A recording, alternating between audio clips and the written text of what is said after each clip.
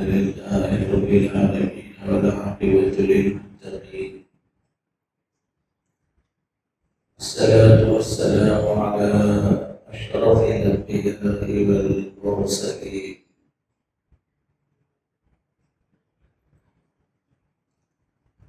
محمد وعلى آله وصحبه أجمعين.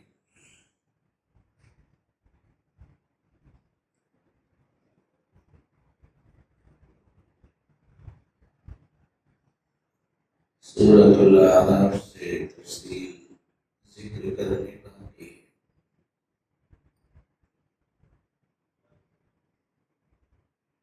سورہ اعراف قرآن مجید کی وہ سورت ہے جو تقریباً 100 پارے پر مشتمل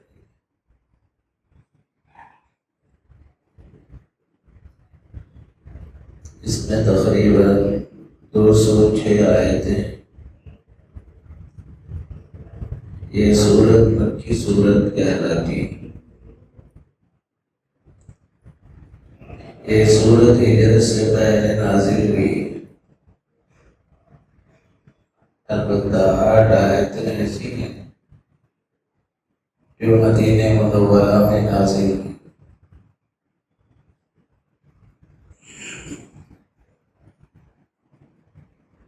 اس صورت میں توحید کا مضمون، ایک اللہ کی بندگی کرو اسی میں تمہارے لیے کامیابی ہے. نبوت کی تفصیلات کہ رسول اللہ صلی اللہ علیہ وسلم کو اللہ نے نبی بنا کر بھیجا ہے. ان کے نقوش قدم پر تم چلو گے تو تمہارے لیے کامیابی. قرآن اللہ کا سچا کلام ہے، اس پر یقین رکھو، یہ ہماری ہدایت کے لیے اتارا گیا.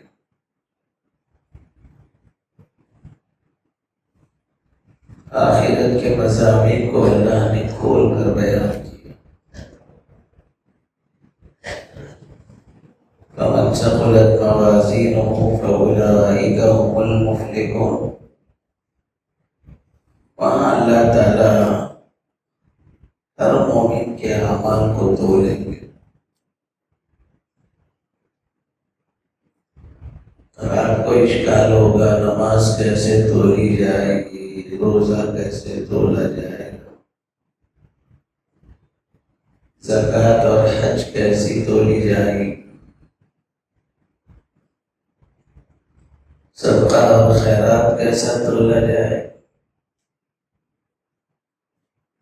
دنیا میں بہت سی چیزیں نہ تولی جاتی ہیں، لیکن پھر بھی اس کے اعتبار سے اس کے وزن کو پہچانا جاتا ہے. آج ہوا کی رفتار کی تیزی معلوم ہوتی ہے. آج بارش کتنے سینٹی میٹر گری ہے وہ بھی تولی جا رہی ہے. ہوا نظر نہیں آتی، اس کو تولا جب جاتا ہے تو کیا اللہ روز محشر بندوں کے اعمال کو نہیں چلے.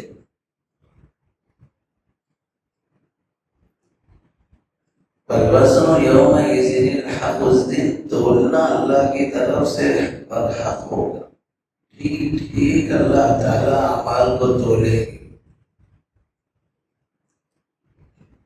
جس کے نیکیوں کا پلڑا بھاری ہوگا وہ کامیاب ہوگا، اور جس کی نیکیاں کم پڑ جائیں گی، گناہ زیادہ ہو جائیں گے، وہ لوگ خسارے میں ہوں.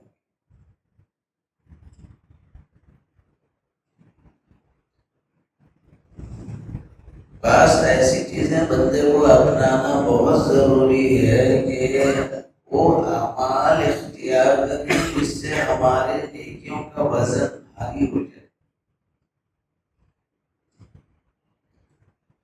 2 چیزیں ہیں جو ہماری نیکیوں کے پلڑے کو بھاری اور وزنی کریں. پہلی چیز ہے اخلاق. اخلاق کا خلاصہ یہ ہے کہ میری ذات سے کسی کو تکلیف نہ ہو، یا دوسرا خلاصہ یہ ہے اخلاق کا کہ میں کسی کا حق نہ ماروں، ہر ایک کا حق دے دوں، میں کسی کے حق کی میں ڈنڈی نہ ماروں، میرے عمل سے میرے رویے سے کسی کو ادنا درجے کی بھی تکلیف نہ ہو۔ یہ ہے اخلاق کا خلاصہ۔ اس میں ماں باپ کا حق، بیوی بچوں کا حق، پڑوسیوں کا حق، رشتہ داروں کا حق، بھائی بہنوں کی میراث میں ان کا حق، کسی کا بھی حق نہ ہو۔ میں ہر ایک کو اپنی ذات سے سلامتی پہنچاؤں، اور اللہ پاک ہر مسلمان کی ذات سے دوسروں کو سلامتی ملے، امن ملے، مہربانی ہو۔ اس لیے ہمارے اسلام میں قدم بقدم سلام سکھایا گیا، السلام علیکم ورحمۃ اللہ وبرکاتہ۔ تین دعائیں ہیں اس میں، سلامتی ہو آپ پر، اللہ سالم رکھے آپ کو تکالیف سے، مصیبت سے، خود میری ذات سے آپ کو سلامت میں رکھے، رحمت اللہ، اللہ کی رحمت، برکاتہ، ایک نہیں کئی برکتیں تمہارے گھر میں آئیں۔ تین دعائیں ہیں، جو کثرت سے سلام کر کے گھر میں جائے گا وہ گھر آفتوں سے محفوظ رہے گا، اللہ کی رحمت برسے گی، قدم قدم برکتوں کا نزول ہو۔ کیوں؟ اس لیے کہ قرآن میں صاف حدیث میں بھی کہا گیا ہے، مسلمان وہ ہے جس کی ذات سے دوسروں کو تکلیف نہ ہو۔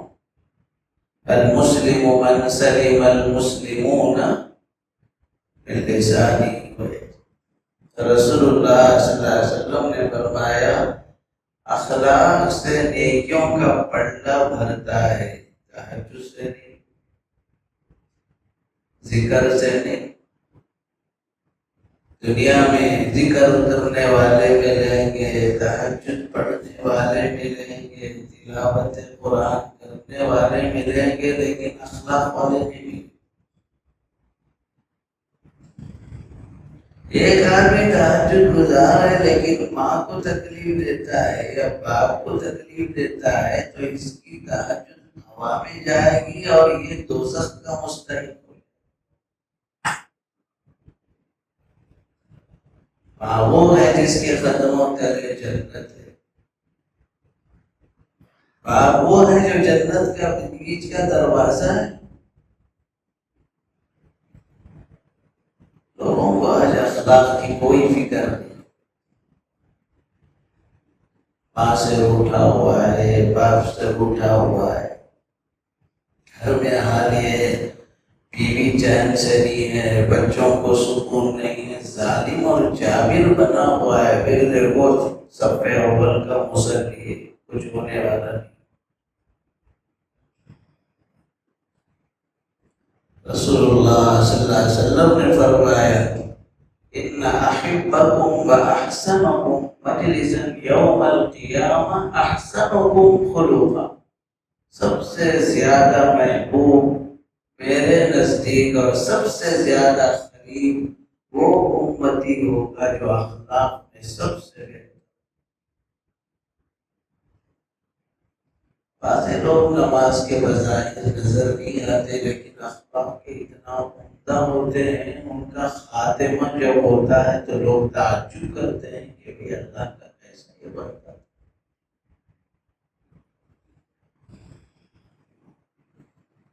تو اس لیے بھائیوں کہ بہت سے اخلاق نہیں ہے تو وہ کوئی فائدہ، دین کی تکمیل اخلاق کے بغیر نہیں۔ اللہ کے نبی علیہ السلام زیادہ تہجد گزار بن جاؤ، زیادہ تم جو ہے اتنے نیک بنو کے فرشتے رش کرنے لگے، یہ نہیں فرمایا، اتنا فرمایا اخلاق ٹھیک کرو۔ پھر آپ نے کیا کیا؟ انما بعثت معلما لاتمم مکارم الاخلاق، میں تم کو اخلاق سکھانے آیا ہوں، میری زندگی سے اخلاق۔ حضور کا عاشق وہ نہیں ہے جو اخلاق کو چھوڑ دے خالی ذکر کرتا بیٹھے۔ سرکار کا پسندیدہ امتی وہ ہے جس نے اخلاق کو اپنایا۔ اور ایک تسبیح ہے جو بخاری شریف کی آخری روایت ہے، حضور اکرم صلی اللہ علیہ وسلم نے ارشاد فرمایا، دو بول ہیں جو بولنے میں ہلکے ہیں لیکن میزان عمل میں بھاری، تمہارے میزان کو بھاری کر دینے والے۔ کلمتان حبیبتان الی الرحمن، رحمان کو دو جملے بہت پسند، خفیفتان علی اللسان، بول میں تو وہ ہلکے، ثقیلتان فی المیزان، ترازو میں بھاری، سبحان اللہ وبحمدہ، سبحان اللہ العظیم۔ اس کی تسبیح بنا لینا ہے صبح شام تاکہ میرے نیکیوں کا پلڑا بھاری ہو جائے۔ جن کے نیکیوں کا پلڑا بھاری ہوگا وہ سیدھے جنت میں جائے، اور جس کے برائیاں بھاری ہو جائیں گی اور نیکیاں ہلکے پڑیں گے۔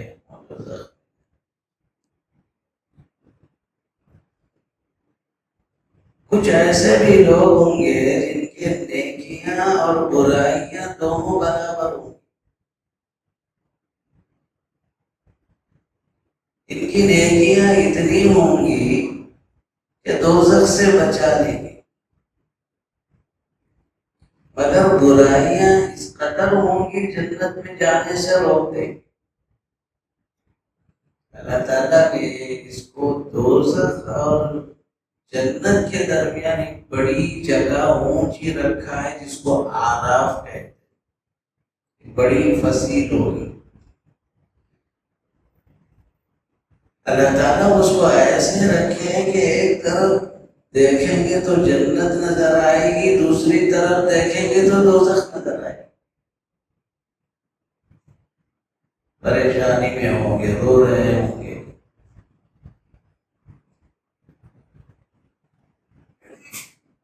تو سوچنے والی بات ہے، ذرا سوتے ہوئے دیکھنا میں نے نیکیاں کتنی کی ہیں، برائیاں کتنی کی ہیں۔ اسی لیے کہا گیا کل تمہارا وزن کیے جانے سے پہلے اعمال کا دنیا میں تم حساب کرو۔ حاسبوا قبل ان تحاسبوا، سونے سے پہلے اپنا محاسبہ کر لو تم۔ آج امت کا حال کیا ہے؟ نیکیاں کم ہیں، برائیاں زیادہ۔ رمضان کا مہینہ برائیوں سے بچو، تقوی کا مہینہ۔ ہر آدمی رمضان میں سوتے وقت جائزہ لے، آج نیکیاں کتنی ہوئی ہیں، برائیاں۔ اب حال یہ ہے کہ صبح شام 5 ٹائم کی نماز پڑھ لے، 5 نیکیاں ہو گئی، تھوڑا ذکر کر لیا، چھٹی نیکی ہو گئی، کچھ نفل پڑھ لیا، 7ویں نیکی ہو گئی، کچھ صدقہ خیرات کیا، 8ویں نیکی ہو گئی۔ لیکن جب دکان پر بیٹھا تو صبح سے شام تک 10 جھوٹ بول دیے، دوستوں کے ساتھ بیٹھا، یہ 5 غیبتیں کر لی، صبح سے شام فون میں بدنگاہی کے ذریعے 15 برائیاں کر لی۔ دیکھ رہے تو 10 نیکیاں ہیں، ادھر 25 برائیاں، کہاں جائیں گے دیکھو۔ اللہ سمجھا رہے ہیں، آراف میں وہی لوگ پہنچیں گے جن کے برائیاں اور نیکیاں نیکیاں دونوں برابر ہوں گے. اور ان کا حال یہ ہے وَإِذَا صُرِفَتْ أَبْصَارُهُمْ تِلْقَاءَ أَصْحَابِ النَّارِ. دوزخ کو دیکھیں گے، دوزخیوں کو دیکھیں گے تو رو چلائیں گے ربنا لا تجعلنا مع القوم الظالمين. اللہ یہ ظالم لوگوں کے ساتھ دوزخ میں پڑ ڈالے. جنت کو دیکھیں گے تو وہم یطمعون، امید کریں گے اللہ میاں مجھے جنت میں ڈالیں. ان کے رونے اور چلانے کے اس منظر کو اللہ کی رحمت جوش میں آئے گی. اللہ کہیں گے ادخلوا الجنہ لا خوف علیکم ولا انتم تحزنون. میرے بندو گھبراؤ نہیں، آج تمہارے لیے جنت کا داخلہ دے. یہ آراف کو کھول کھول کر اللہ نے قرآن میں سمجھا. اور یاد رکھنا ہر پیغمبر نے اللہ کی بندگی کی تعلیم دی. وَلَقَدْ أَرْسَلْنَا نُوحًا إِلَىٰ قَوْمِهِ فَقَالَ يَا قَوْمِ اعْبُدُوا اللَّهَ مَا لَكُم مِّنْ إِلَٰهٍ غَيْرُهُ. ایک اللہ کی بندگی کرو، غلامی اسی کی کرنا ہے. سیٹ کی غلامی نہیں، کمپنی کے غلام نہیں بننا. ہم کو جس کمپنی سے اللہ نے نکالا ہے وہ نکالنے والے کی غلامی کرنا ہے. نماز مت پڑھو، گولی مار دو ایسے کمپنی. میرا رب ہی راضی نہیں ہے تو میری زندگی میں برکت کیسے آئے، نوکری میں پیسے میں برکت کیسے آئے. آج ہمارے بچوں کا مزاج غلامیت کا بن رہا. کمپنیوں میں جاؤ، ارے ایسا کیوں نہیں سوچتے کہ خود کوئی کمپنی ڈالو، خود کوئی بزنس چلاؤ. برکت کے راستے اللہ نے یہ غلامی میں نہیں رکھا، برکت تو اللہ نے تجارت میں رکھا. تم خود کیوں کمپنی قائم نہیں کرتے؟ اتنی صلاحیت اپنے اندر کیوں نہیں کرتے کہ کوئی تم خود کمپنی چلاؤ کہ لوگ تمہارے تحت میں رہے. تم کسی کا غلام بن کے کیوں رہتے؟ مسلم قوم کا تقریباً طبقہ اس وقت ایک ذہن بن گئی، مینٹالٹی بن چکی ہے پڑھو، کمپنیوں کے غلام بنو، آفیسروں کی صبح شام بزنس سماجت کرو، ان کی ڈنڈپ کرو. اللہ کے ڈنڈپ کم ہیں، کمپنی کے سیٹ کے ڈنڈپ زیادہ. اعبدوا اللہ ما لکم من الہ غیرہ. وَإِلَىٰ ثَمُودَ أَخَاهُمْ صَالِحًا قَالَ يَا قَوْمِ اعْبُدُوا اللَّهَ مَا لَكُم مِّنْ إِلَٰهٍ. وَإِلَىٰ عَادٍ أَخَاهُمْ هُودًا قَالَ يَا قَوْمِ اعْبُدُوا اللَّهَ مَا لَكُم مِّنْ إِلَٰهٍ غَيْرُهُ. وَإِلَىٰ مَدْيَنَ أَخَاهُمْ شُعَيْبًا قَالَ يَا قَوْمِ اعْبُدُوا اللَّهَ مَا لَكُم مِّنْ إِلَٰهٍ غَيْرُهُ. ایک اللہ ہی کی تم غلامی، اسی کی تم بندگی کرو. یہ ساری تفصیلات اس میں اللہ نے کھول کھول کر بیان فرمایا. اس لیے بھائیو، بندگی کا یہ پیغام زندگی میں ہو. ہماری یہ جو زندگی ہے اللہ کی بندگی کے لیے ملی ہے. اگر زندگی میں بندگی نہیں ہوگی کل روز محشر شرمندگی ہوگی. ایاک نعبد و ایاک نستعین. اللہ تیری ہی غلامی اور تیری ہی بندگی کرتے ہیں، کسی اور تجھی سے مدد چاہتے ہیں، کسی اور سے مدد نہیں چاہتے. یہ جذبہ ہر نوجوان کے اندر ہونا، اللہ سے مانگنا. رمضان ایسا مہینہ ہے بھائیو، مشکل سے مشکل نہیں ہونے والی چیزوں کو بھی نوٹ کر کے دعائیں مانگتے رہو. دیکھو اللہ رمضان میں دعائیں کیسے سنتے. یہ دعاؤں کا مہینہ ہے. 3 اوقات نہیں چھوڑنا دعاؤں کی. ایک افطار کا وقت، دوسرے سحر کا وقت، تیسرے فجر کے بعد بھی دعاؤں کا وقت. یہ 3 وقتوں میں اللہ کی بارگاہ بھیک مانگنے کی عادت ڈالو. اور یہ 3 وقت غفلت کے. اور تینوں وقت امت غفلت میں پڑی ہوئی. حدیث میں ہے دعا عند فطری، افطار کے وقت دعا قبول ہوتی ہے تو مانگو، اور آپ دل ہی دل میں مانگو، ضروری نہیں زبان سے دعا کرو. ایک لقمہ لو، دعا کوئی کرو. افطار میں جتنے لقمے دیں گے ہر لقمے پر دعا تمہاری اللہ سننے کے لیے بیٹھا. مانگو اللہ، اے اللہ مجھے نیک بنا، متقی بنا، منہ میں ڈالو. پھر چاول، پھر اس کے بعد پھر اور ایک لقمہ لیا، پھر کہو مولا مجھے اپنے برخاست بندوں میں شامل کرو. اے اللہ مجھے اتنی صلاحیت یا دماغی اعتبار سے میں ایک کمپنی کا مالک بن جاؤں. مانگو. اس کے خزانے میں کس چیز کی کمی ہے، وہ تو دینے کے لیے بیٹھا ہے. سحر کے وقت میں بھی اللہ کی رحمت جوش میں ہوتی ہے. کھانا کھا رہے نہیں، دعا میں کرنے کا موقع ملا، نماز پڑھنے کا موقع نہیں ملا، صرف کھا رہے. اتنا سحری میرے بندو، سحر کرو، دعا کرو، میں تمہاری دعا کو سنوں. ہم نے دعا کو یہی سمجھا ہے نماز پڑھ کے مصلی پہ بیٹھے تو دعا ہوتی، جبکہ حضور نے ہمیں ختم دعا سکھائی. ٹوائلٹ میں جا رہے ہیں تو بھی دعا، اللہم انی اعوذ بک من الخبث والخبائث. کون ہاتھ اٹھا؟ باہر نکلنے میں تو دعا ہے، وہاں ہاتھ کون اٹھا؟ سواری کی بھی دعا ہے، کون ہاتھ اٹھا؟ یہ سب دعائیں اللہ کے یہاں اللہ سننے کے لیے بیٹھے. تین طریقے ہیں مانگنے کے. پہلا طریقہ ہاتھ اٹھانا، زبان سے مانگنا. دوسرا طریقہ ہاتھ اٹھائے بغیر زبان سے مانگنا. تیسرا طریقہ نہ ہاتھ نہ زبان، دل ہی دل میں جو بندہ مانگتا ہے. ان اللہ علیم بذات الصدور، دل کے بھیدوں اور رازوں، اور وہ دعاؤں کو بھی میں سننے والا ہوں. دعاؤں کو پورا، دعاؤں کا اہتمام کریں. اللہ ہم سب کو عمل کی توفیق عطا فرمائے. لا الہ الا انت سبحانک انی کنت من الظالمین، رب اغفر وارحم وانت خیر الراحمین. والحمد للہ رب العالمین.